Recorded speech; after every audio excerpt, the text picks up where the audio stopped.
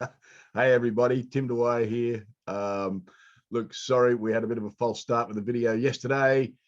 There was a technical little piece of information in there that I did have to change. So I apologize for everybody who went looking for this video and couldn't find it. I did get a few messages, but here we go again. All right, Australia, we've just had an election, as you well know, and what a debacle and a total farce that has been. And you will see why. If you think that you live in a free and democratic society, you are delusional. You are absolutely delusional.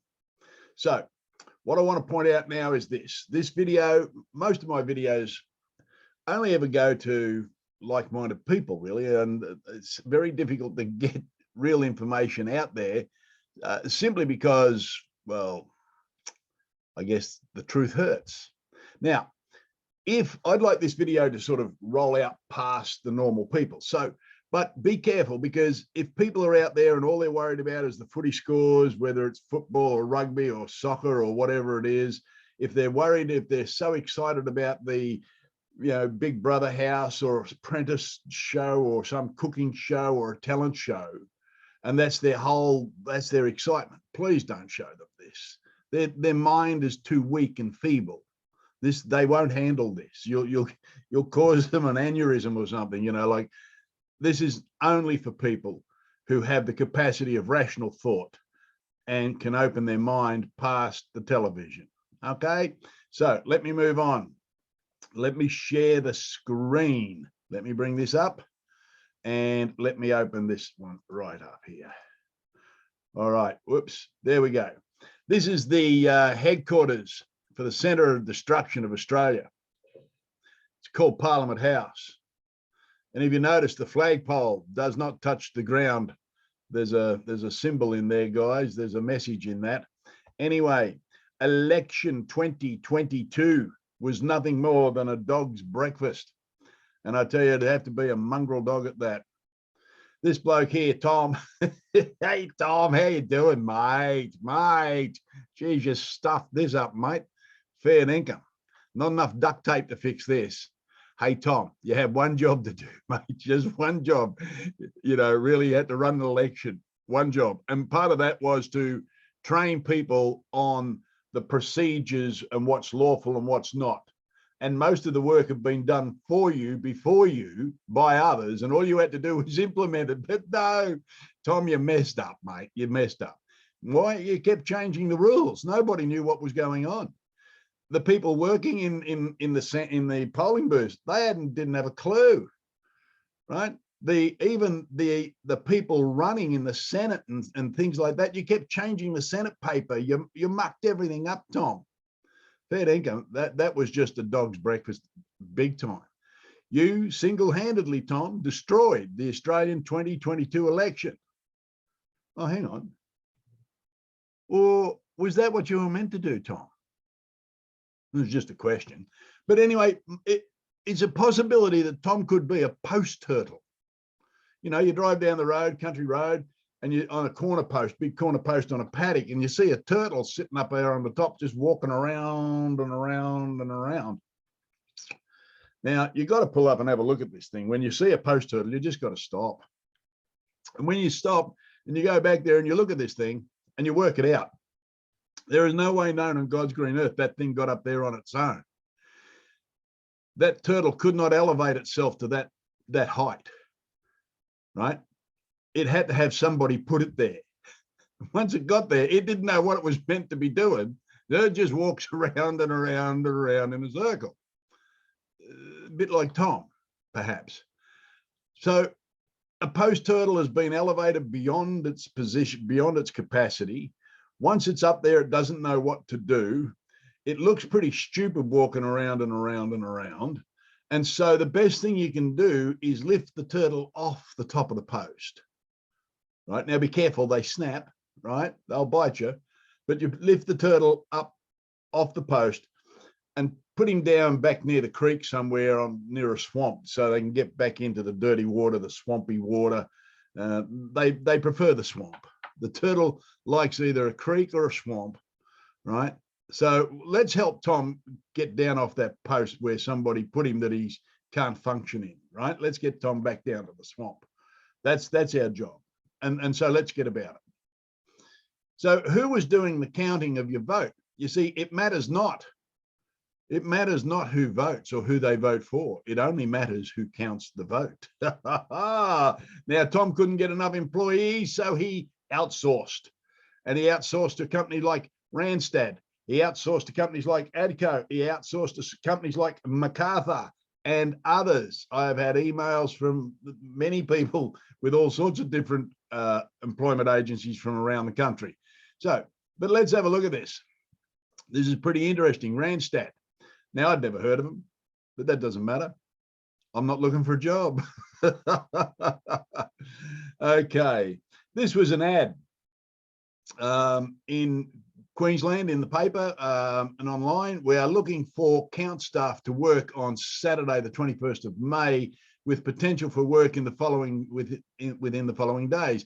Multiple positions available in various locations starting at 3 p.m. on Saturday, the 21st of May.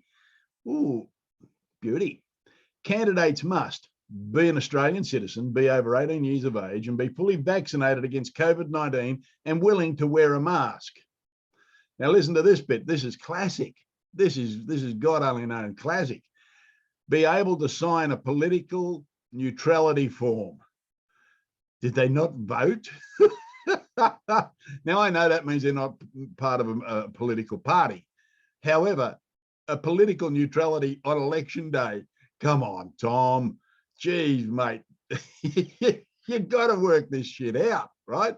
Hey, listen, if they didn't vote, anyway, it doesn't matter. So really, what they were looking for is Australian citizens over the 18 years of age being fully vaccinated and mentally deficient. That's basically what they were looking for. And apparently they found hundreds of them. But anyway, so this is Tom here. He's authorized all this. Now, this bloke here, Sander, now I can't pronounce his last name and I'm not even going to bother to try, but he's got an interesting biography, right? Occupies the position of chairman, executive board, and chief executive officer of Randstad.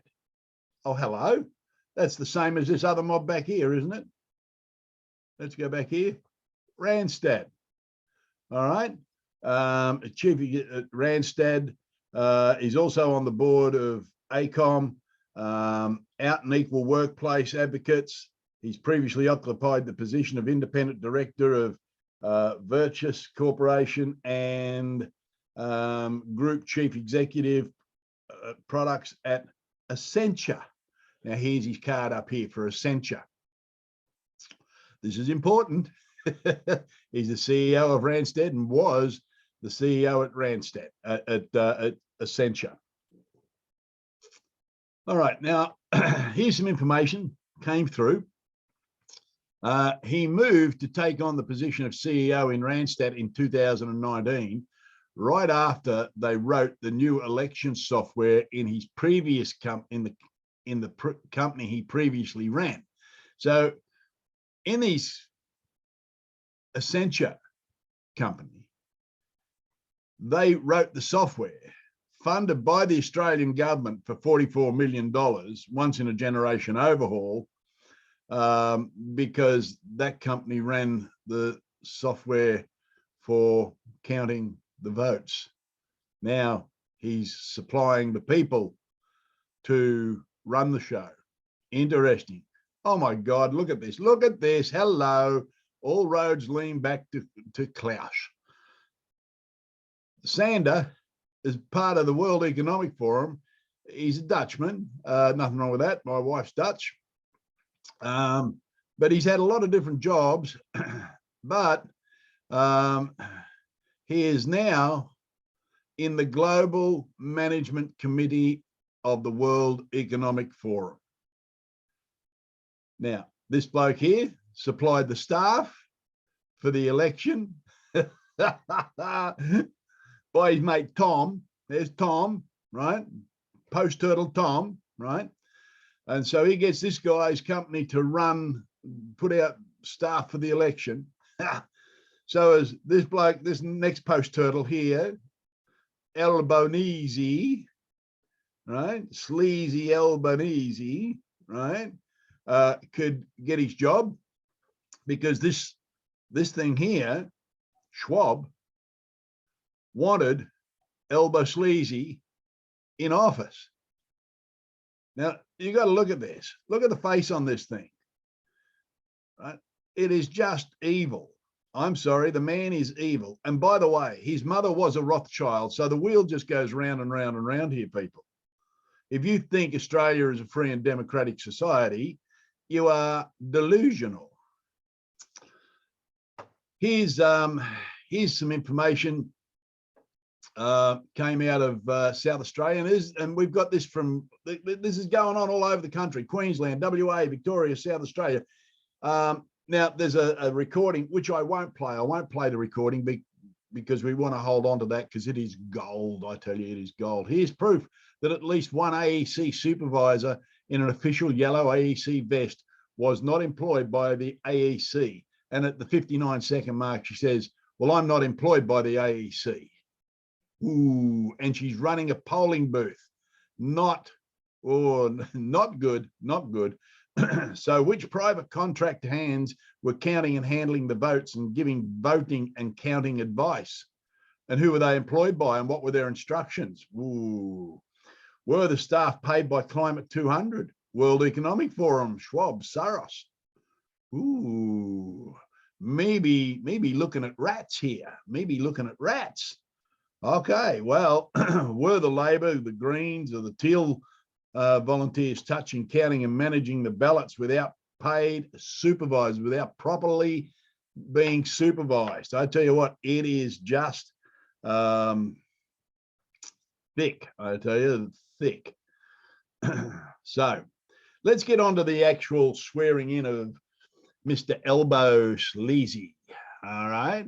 Now, we all know the election was held on Saturday, and on Monday morning in record time, Sleazy was sworn in.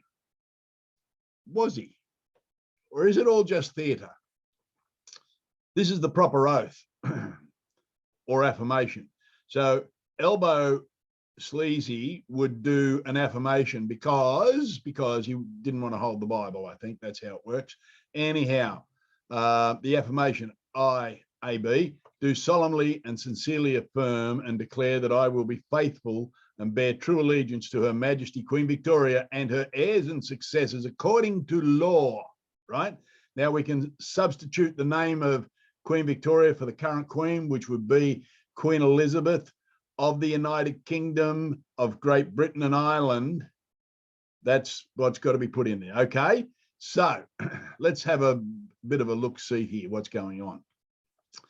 You see, for him to be sworn in, he has to be sworn in by a Governor-General, right? Now, the Governor-General, this is the document that created the Office of the Governor-General. This is called the Letters Patent.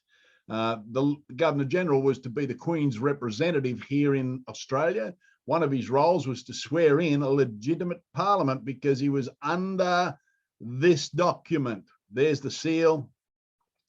And he was also to swear in the judiciary in accordance with the Constitution Act 1900. Well, whoops. This was unlawfully removed, which is treason, back in the 70s, back in the 1970s. And all in office today are traitors, every single one of them, including Hurley himself. But anyway, let's have a look. What I want to do now is show you ScoMo's swearing in. And there's a reason for this. I want to show you. Let's have a look.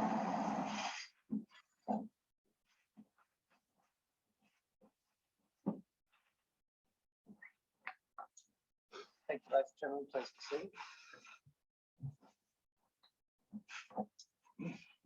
Your Excellency, I present the Honourable Scott Morrison to be sworn in to the office of Prime Minister.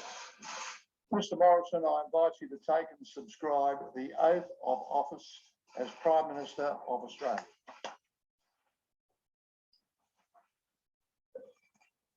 I, Scott John Morrison, do swear that I will well and truly serve the people of Australia in the office of Prime Minister, and that I will be faithful and bear true allegiance to Her Majesty Queen Elizabeth II, Queen of Australia, so help me God.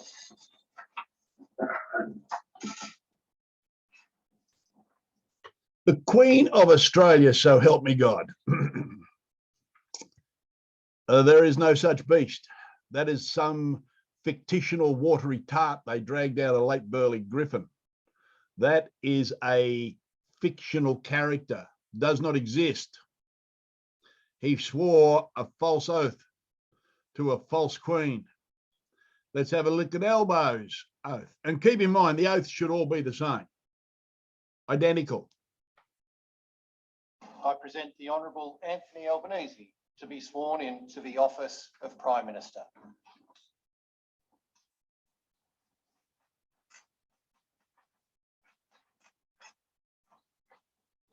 Mr Albanese, I invite you to take and subscribe to the affirmation of office of Prime Minister of Australia.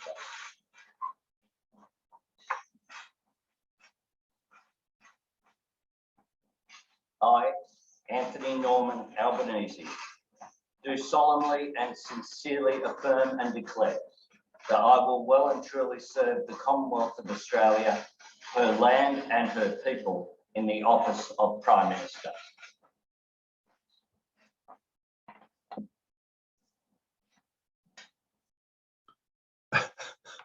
Her land and her people, the Commonwealth is a her? What sort of bullshittery are we watching here, right?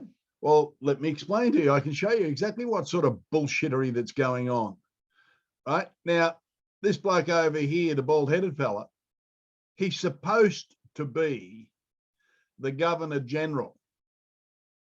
I don't know what he actually is, but it is my considered opinion that the man has been bought and paid for by somebody.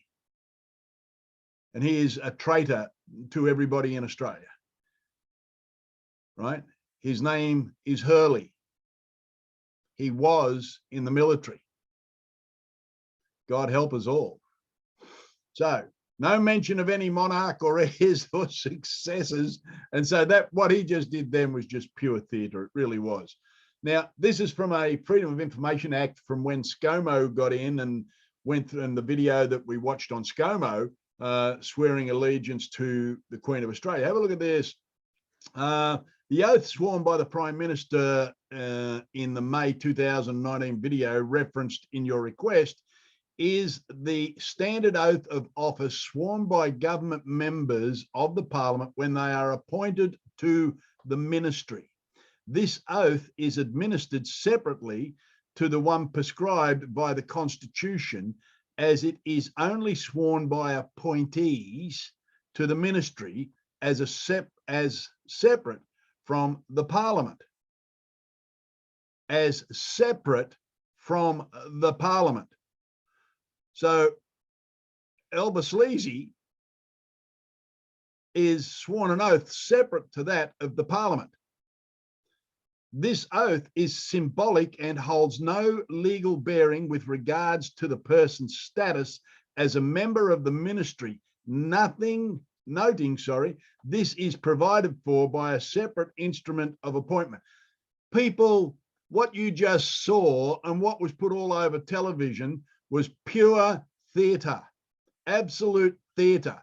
Now, here we go. We had the election on Saturday. Sleazy introduced as a Prime Minister on Monday and then jumps off on a plane and off to Japan he goes as Prime Minister.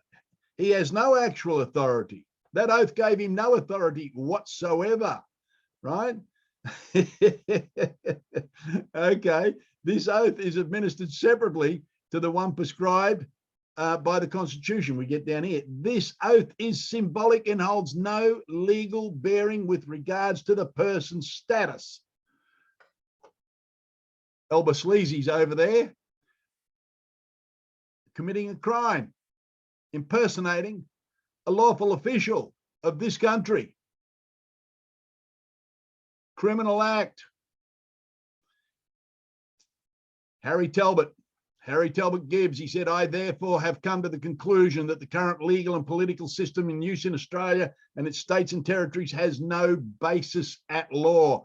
And you've just seen it happen right in front of you. Now, if you want to go back to watching football and television and cooking shows, fine, get the hell out of our road. We've got work to do. I'm only here looking for men and women that have got some guts, ready to stand up when they see their country being stolen out from under them by foreigners like Schwab and the New World Order and the World Health Organization and all these guys. It's time, guys. It is time.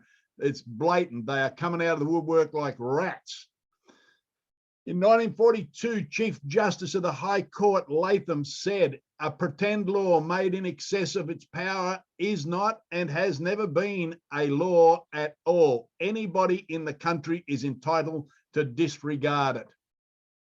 Ladies and gentlemen, it is my belief that, yes, I know we're tired. I know we ran the rallies and I know we've been punching away for 2 years. We're at war. No war has ever been won in real war in under 5. We got 2.5 years to go to make the victory here. Let's see if we can shorten it a bit. What we've been doing has been gathering our army, finding our people, finding the tribe. Well, we've done that. We've got our tribe. The rest of them are busy watching football and trying to figure out how to cook bloody chicken for the 20th year on television. And that's that dumb. They can't still figure out how to cook chicken, so they get Uber Eats. It's just bizarre. Anyhow, here we go. Our dollar is being devalued at 100 miles an hour. We're about to go into hyperinflation. Food's going to become short and petrol's going to be too dear to buy unless we change tactics. And I'm not going to go through those tactics here, but we've got some new tactics coming. And I tell you what, when we do this, they won't know where it came from. Ladies and gentlemen, my name's Tim Dwyer from South Australia. I am fired up and I have had a guts full of the lies, the cheats, the deception. And anybody in government today, if they stay there, they can't fix it from the inside. They've got to get out. They've got to come to the other side. There's some good people in there, but you've got to step out. Ladies and gentlemen, the war rages on. They're like the Chinese. When the Hong Kong people went to the streets, the Chinese government just kept doing what they were doing and paid little to no attention to what the people of Hong Kong wanted. That's what's going on here in Australia. We have to change tactics, and so we will. My name's Tim Dwyer from South Australia. I do love this country and I do love the people in it. So let's go.